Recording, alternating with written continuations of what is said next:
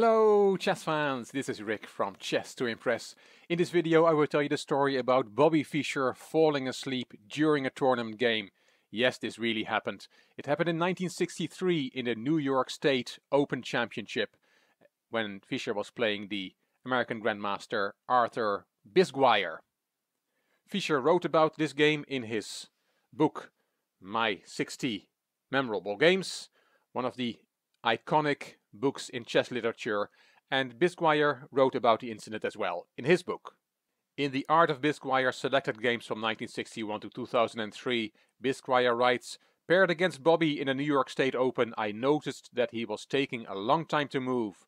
Then I saw that he'd fallen sound asleep. In a few minutes the flag on his clock would fall and he'd lose on time.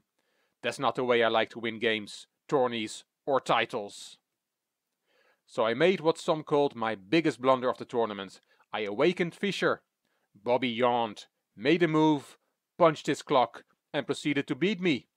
Later I heard that Fischer had stayed up late the previous night playing speed chess for money. Let's look at the game Fischer-Bisguier. Bobby was white, Bobby Fischer was white, Bisguier was black. E4, as usual by Fischer, which he called best by test. E5, knight f3, knight c6, and bishop c4, the Italian game. Fischer writes, the last time I played this move in a tournament was when I was 12 at the 1955 US Junior Championship. So the Italian was not played a lot in the early 60s. Nowadays in 2017, it's played by many of the top players. Knight f6, the two knights defense. And the first world champion Willem Steinitz considered this to be an unsound sacrificial continuation because of the move knight g5. And if this is the first time you see that, it is quite a shock. After 4 moves, white already has 2 pieces looking at black's Achilles heel f7. Fischer says this move is called primitive, but it's the only way for white to gain an advantage, according to Fischer. The comments I give here in this video are coming from that book that I showed you, My 60 Memorable Games. He says that d3 instead is a tame move, so he thinks knight g5 is the only way to get an advantage for white. d5 is the only move to stop white hitting into f7 straight away. E takes d5, and now you can keep material equality with knight takes d5. But that's considered a bad move, because then d4 is so strong, as Fischer writes, that this variation is practically extinct. So after e takes d5 you have to sacrifice a pawn with black, and that's why Steinitz called it an unsound sacrificial continuation. Because knight a5 is the main move, and Bisguier played it. Then bishop b5 check. Both players are playing the main variation. c6. D takes, B takes, hitting the bishop, and the bishop goes back to E2. H6 is one of the lines, and now knight F3 is the main move. But Fischer played the Steinitz variation, knight H3, saying, the first time in 70 years that this position has arisen in Grandmaster chess. The last time was Steinitz against Chigorin in 1891. So Fischer is reviving that variation here in this game. Bishop c5, black has a lead in development, and active piece play for the pawn. Fischer castled, Bisguier castled, and d3. Bisguier took on h3, deviating from the Steinitz-Chigorin game that I mentioned, because there knight d5 was played by Chigorin. Bisguier took, Fischer took back, and queen d7, attacking the h3 pawn. Now Fischer could have protected that pawn with king g2, but he said, I rejected king g2, as I had reserved that square for my bishop. For this bishop, of course. Interesting how grandmasters think.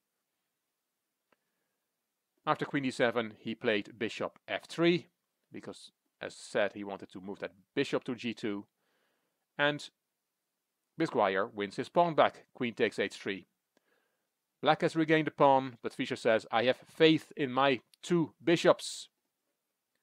Fischer develops the knight, knight d2, rook a d8, bishop g2 hitting the queen, queen back to f5, and now Fischer says that here maybe he should have played queen f3. He said it's maybe better with possibilities of a slight favorable ending after the queen trade. But he decided against that. He decided to play queen e1. Rook fe8, knight e4.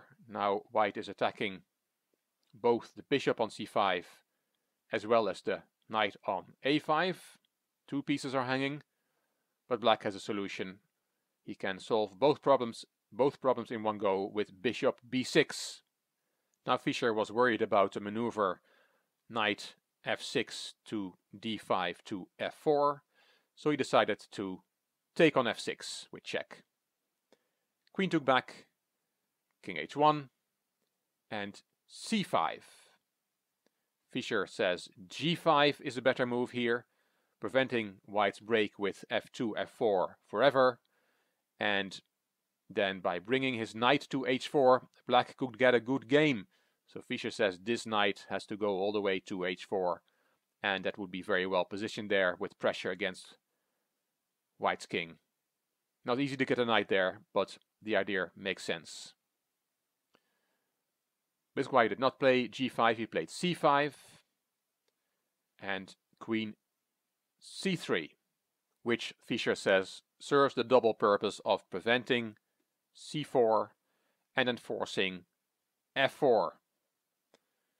For all the good it does, black's bishop on b6 might as well be a pawn for the rest of the game. Fischer writes that bishop is indeed not doing much there apart from serving his duties as a pawn. Knight c6 from Bisguy, rerouting the knights. f4 from Fischer as planned. Knight went to d4. Queen c4 to prepare c3 to drive that strong knight away from d4. Queen g6. And Fischer writes black is intending queen h5 followed by knight f5